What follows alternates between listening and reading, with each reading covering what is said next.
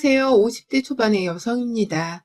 불행은 한꺼번에 몰려오기도 한다더니만 제가 딱 그 짝인 것 같아서 좋아라는 채널에 사연 하나를 보내보며 위로를 얻고 싶네요. 바보 같다 싶으시면 얼마든지 욕을 던지셔도 좋고 제 처지가 남일 같지 않다면 공감과 위로도 참 감사할 것 같습니다. 제 나이가 50을 넘기고 나니 참 인생사 새옹지마란 생각이 들더라고요. 정말 젊을 적에는 돈 걱정에 애들 키우는 걱정에 남편이랑 머리 맞대고서 열심히도 살아왔었는데 어느 순간부터는 그게 다 부질없던 일이라고 생각이 드는 때도 있었습니다. 나이를 먹고서 쉽게 지치고 더 이상의 젊은 친구들처럼 패기를 가지지 못해서 그랬던 건지는 모르겠지만 참 인생이란 게 별거 없다는 생각이 들더라고요. 주변에서 건강하다는 친구들이나 지인들이 하나둘 건강검진을 받았다가 갑상선암이나 대장암에 걸렸다는 소리를 너무나도 쉽게 전해왔고, 저 또한 실제로 3년 전에 갑상선암 수술을 조기치료 받게 되면서 병원 신세를 진 적이 있었습니다. 건강이 최고라고 하더니만 진짜로 나이를 먹어가면 갈수록 내 몸 하나 아픈 곳 없이 건강한 것이 최고더라고요. 물론 돈이 많은 것은 좋은 것이겠지만 말이죠. 내가 좀 더 오래 건강하게 살아서 내 아이들에게 짐이 되지 않고 끝까지 좋은 엄마이자 할머니로 남고 싶었습니다. 이제 막 결혼을 한 큰딸내미가 자식도 낳지를 않았는데 그 자식이 커서 저를 할머니라 부를 때까지만이라도 건강하게 살아보고 싶었어요. 그렇게 제 몸뚱이 하나만 가장 먼저 생각을 하면서 살아가던 중 얼마 전 친정 아버지께서 세상을 떠나셨습니다. 오래도록 사신 것은 아니셨지만 내일 모레 아흔을 앞두고 계셨으니 살 만큼 사셨다고는 생각을 했습니다. 사시는 동안에 특별히 몸이 아픈 것도 없었고 다른 병치레를 하지도 않은 채 건강히 살다가 가셨기 때문에 저희 형제자매들도 다들 아버지의 가시는 길을 가볍게 배웅해 드릴 수 있었어요. 하지만 그럼에도 불구하고 사람 하나가 죽었다는 건 결코 쉽게 받아들이기 힘든 일이더라고요. 그것도 그냥 사람이 아니라 내 한평생의 부모셨던 아버지께서 돌아가셨다고 하니 장례식 때만 하더라도 잘 몰랐는데 며칠 지난 후부터 그 후유증이 말도 못하게 심했습니다. 흔히 상실을 했다고 표현을 하던가요? 제가 딱 아버지를 잃은 슬픔에 못 이겨서는 제정신으로 살지를 못했었네요. 이남 이녀 중에서 막내딸로 태어나서는 정말 아버지의 사랑을 온전히 받고 살았고 제 나이 50이 넘었음에도 불구하고 아버지는 돌아가시기 직전까지 저를 이삐라고 호칭으로 불러주곤 하셨습니다. 아버지 눈에는 제가 아무리 나이를 먹고 얼굴에 주름살이 자글자글 하더라도 그저 한없이 어리고 연약한 막내딸에 불과한 것이었죠. 어머니가 오래전에 병치레를 하다가 돌아가신 바람에 아버지는 거의 7년 가까이를 혼자서 살아오셨는데요.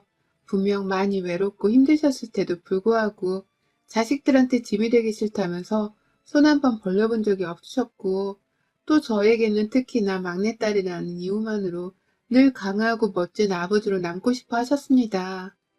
막내딸이 집에 온다고 하면 머리에 안 칠하던 무수도 오랜만에 칠하시고 사위 앞에서 점잖게 보이겠다며 한복도 곱게 갖춰입곤 하셨죠. 가면 꼭 제 손잡고서 건강하고 행복하게 살라고 자식보다 먼저 덕담을 건네주시던 다정한 아버지셨습니다. 그런 아버지를 떠나보낸 막내딸이 바로 저였기 때문에 가슴이 한동안 미어지다 못해 헤어날 수가 없었네요.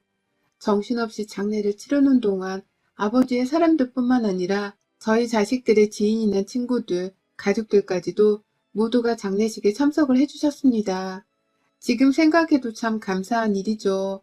그 중에는 저희 시댁 식구들도 있었어요. 저희 남편이 일남이녀의 장남인데요. 저희 두 아가씨네 뿐만 아니라 시부모님께서도 직접 지방에서 서울까지 올라오셔서는 장례식에 참석을 해주셨습니다. 그런데 제가 웬만한 건 다 감사하다며 허리를 숙여 절을 할 수도 있을 만큼 수긍을 하겠지만 저희 시어머니의 당시 태도는 지금 생각해도 너무 이해하기 힘들었네요.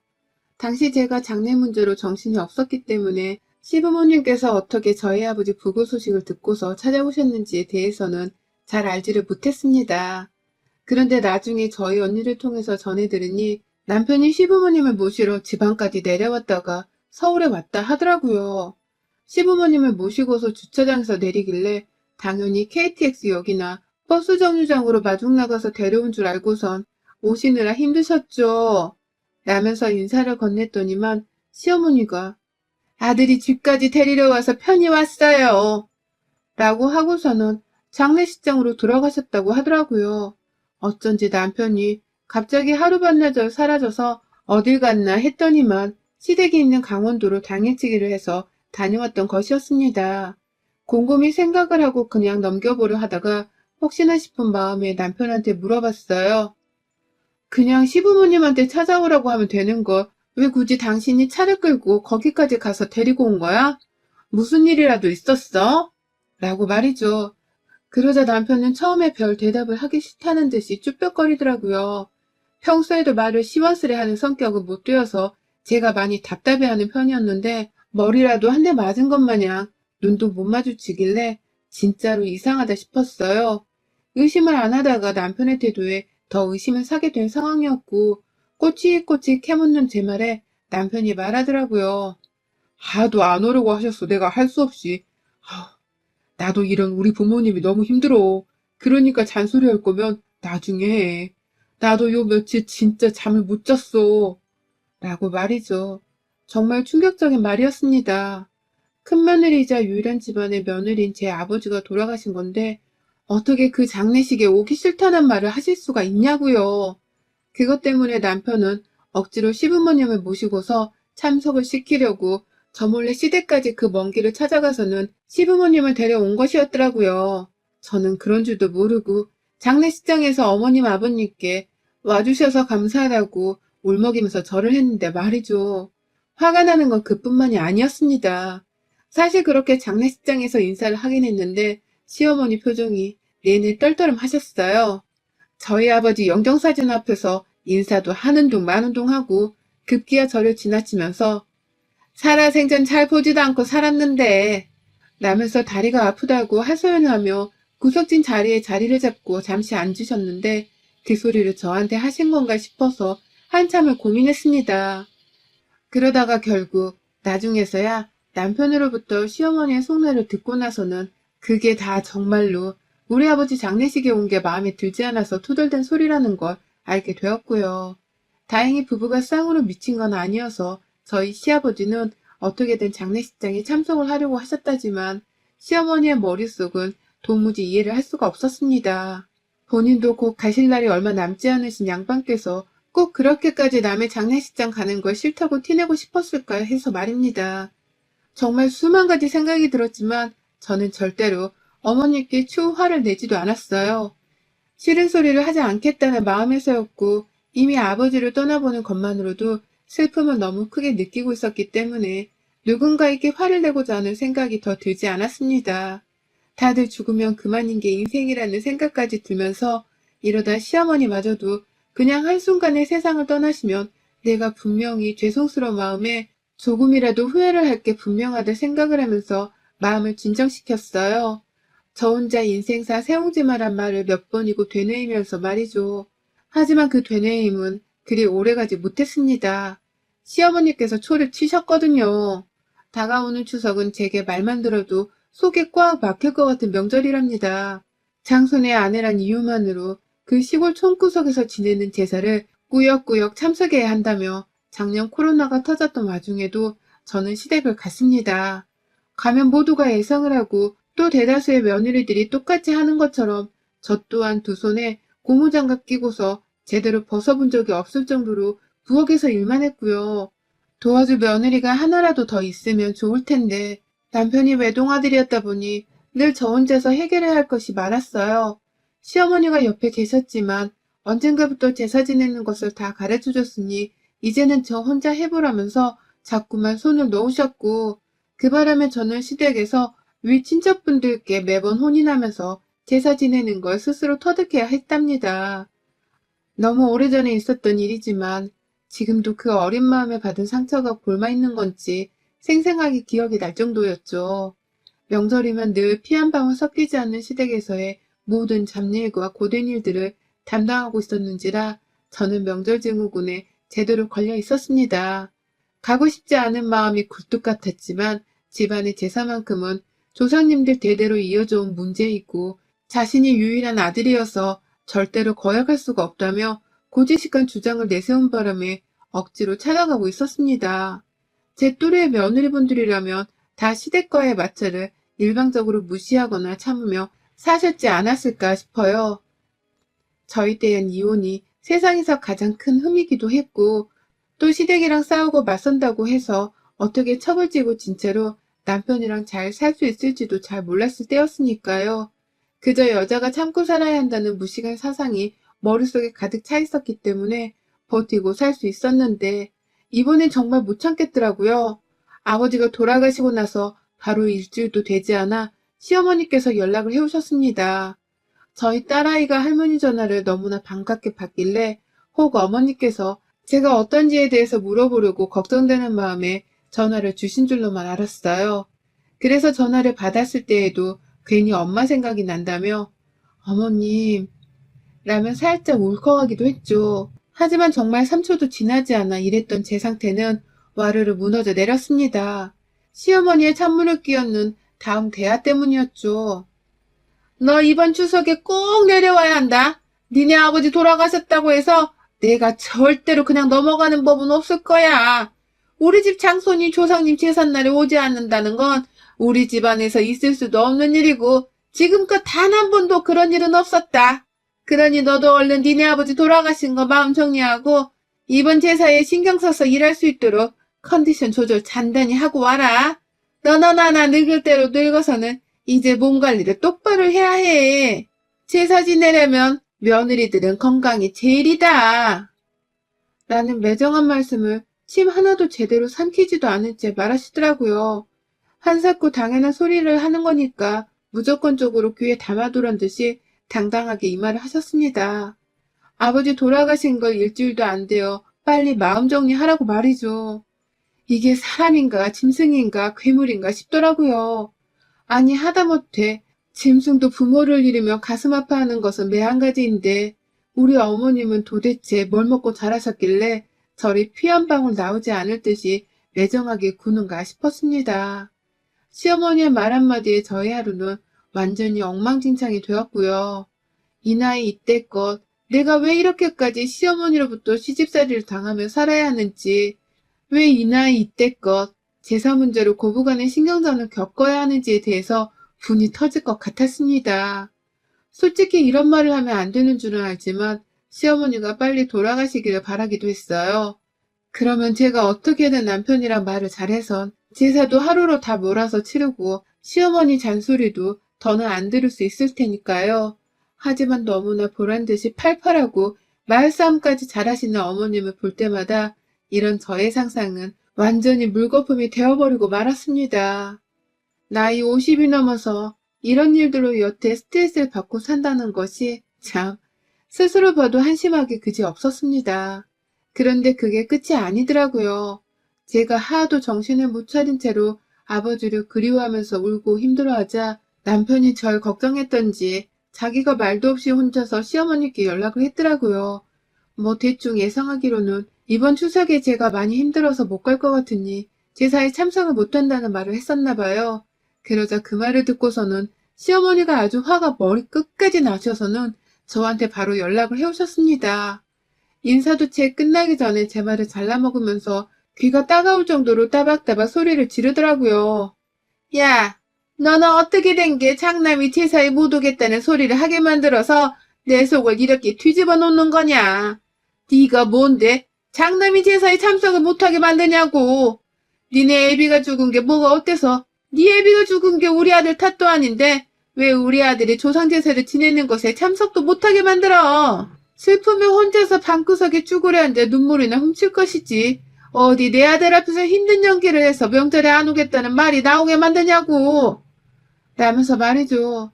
듣는 내내 저도 상황 파악을 하느라 정신이 없었고 어머님은 어머님대로 말을 너무 빨리 뱉어서 숨이 차다는 듯이 몇 문장 말했다가 숨을 고르고 또 몇 문장을 말했다가 콧방귀를 쉬웅 끼면서 끝까지 저를 나무라시더라고요.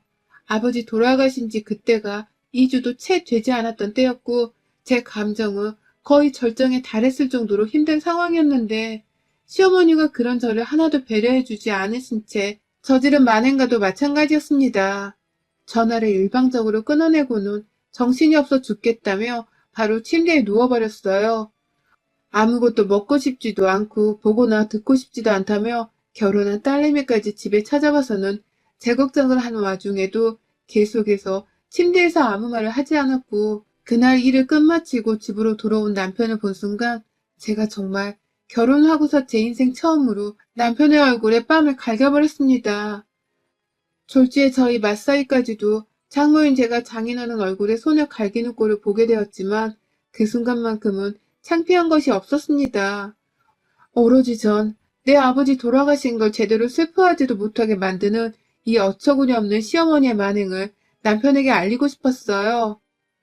내가 이 나이 이때껏 제사를 지내느라 시집살이를 하는 것도 열불나 죽겠는데 이제는 아버지 돌아가신 후에 느끼는 슬픔까지도 시어머니께 시집살이 마냥 잔소리를 들으면서 치유해야 해. 내가 이 나이가 되도록 왜 이러고 살아야 하는지 당신은 알 거 아니야. 내가 왜 이렇게 살아야 하냐고. 라고 하면서 정신을 잃기 직전까지 소리를 지르며 애먼 남편에게 화풀이를 하듯이 손찌검을 날렸습니다. 제 주먹이 남편의 어깨와 등짝, 허리를 치고 있는데도 남편은 그런 저를 말없이 맞아주며 받기만 하고 있더라고요. 정신을 조금씩 차릴수록 저는 남편에게 슬슬 미안해졌지만 남편은 얼마든 더 맞아줄 수 있다는 식으로 아무 말을 하지 않고 저를 내버려 뒀습니다. 그러니 저도 제 혼자만의 감정에 지쳐서 손찌검을 그만뒀고 결국 그날 정신을 잃다시피 침대 위에서 더 울다가 잠이 들었어요. 그리고 다음날 첫째 딸내미는 이미 집으로 간 건지 없었고 남편은 출근을 했는지 마찬가지로 없었어요. 둘째도 직장인이라 아침이면 늘 새벽부터 나가는 바람에 집은 저 혼자로 텅 비어져 있곤 했죠. 해는 중천에 뜬 늦은 오전이었고 머리는 너무 지끈거리는데 밥은 먹기 싫고 그런데 또 뭘 먹어야 힘이 난다며 그 와중에 냉장고는 열어볼 기운이 있더라고요. 딸내미가 잘라놓고 간 건지 수박 반쪽이 플라스틱 통 안에 들어가 있었고 한쪽에는 수박 반쪽이 랩에 쌓여져 있었는데요. 가족들이 잘라진 수박을 쉽게 먹으라고 저는 반쪽짜리 랩에 쌓여져 있던 수박을 꺼내 들었어요. 혼자 어떻게든 퍼먹어 보자면서 숟가락 하나 챙겨선 한숨을 쉬며 식탁 의자에 앉는데 참 타이밍도 기가 막히더라고요. 밖에 시어머니가 오신 겁니다. 문 열어! 라고 하면서 현관문을 두들겨 대는 어머님의 외침에 깜짝 놀라서는 밖을 나가려고 하는데 옆에서 저희 남편 목소리도 들리더라고요. 세상에. 어머님이 저 하나 직접 얼굴 보고서 욕을 해줘야겠다면서 본인 스스로 KTX를 타고서는 서울까지 찾아오신 겁니다. 그걸 남편한테 전화를 걸어서는 집까지 바래다 주라고 무작정 역으로 불러낸 바람에 남편도 허겁지겁 출근했다가 역으로 가서는 어머님을 모시고 집에 온 것이었어요. 남편은 미안해서 어쩔 줄 몰라 했지만 그와 동시에 나름 자신감도 차 있는 듯 했습니다. 아무래도 차 안에서 시어머니께 며느리한테 함부로 하지 말라는 잔소리 같은 걸 한바탕 한 모양이었어요. 그래서 어머님이 분명 제 앞에서 말을 조심할 것이라고 생각을 한 듯 했죠. 그러나 모두의 예상과는 달리 시어머니의 입본새는 정말이지 변하지가 않더라고요. 처음엔 남편의 눈치를 살살 보면서 제게 바로 할 말을 못하고 계시던 어머님은 제가 수박 반통짜리를 꺼내서는 숟가락으로 퍼먹으려고 한 현장을 보고 난 후에야 참나 아이고 라면서 허공에다가 웃음소리를 발사하며 저를 비꼬더라고요. 네 이럴 줄 알았다. 아버지 돌아가셔서 슬프고 어쩌고 하는 게 다 거짓말인 걸 알았다고. 애비가 죽었는데 수박 반 통을 통으로 끄집어내서 처먹고 있는 거 봐라. 그 와중에 집 먹고 살 건 챙기며 살아야 한다고 배를 채우려 한 건가 보지?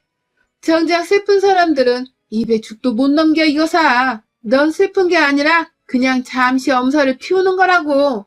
라면서 겨우 한 입 먹으려고 한 저를 향해 가소롭다는 웃음까지 지어 보이며 욕보이시는데 너무 억울하고 분한 마음에 눈물이 차오르더라고요.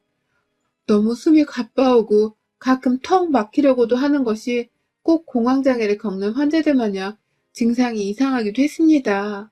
시어머니의 예상치 못한 말본새에 남편은 적잖게 장황을 하면서 저를 향해 당신 들어가. 방에 들어가서 그냥 문 닫고 있어.